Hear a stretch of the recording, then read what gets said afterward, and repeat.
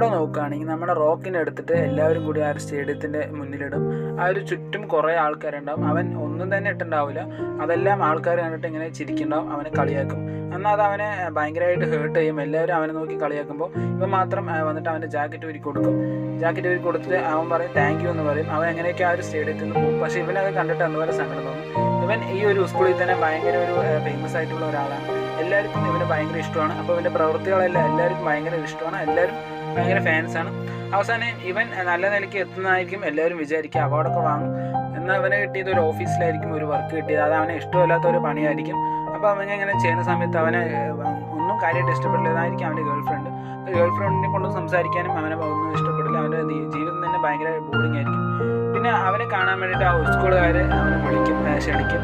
എന്നാൽ അവന് പോകാൻ താല്പര്യം ഉണ്ടാവില്ല. എന്നാൽ അവൻ്റെ ഒരു കൂട്ടുകാരൻ അവൻ മെസ്സേജ് അയക്കുന്ന കാണും, നമുക്കിന്ന് രാത്രി കാണാൻ വേണ്ടി മെസ്സേജ് അയക്കും. അന്ന് അവൻ ജാക്കറ്റ് കൊടുത്തവന്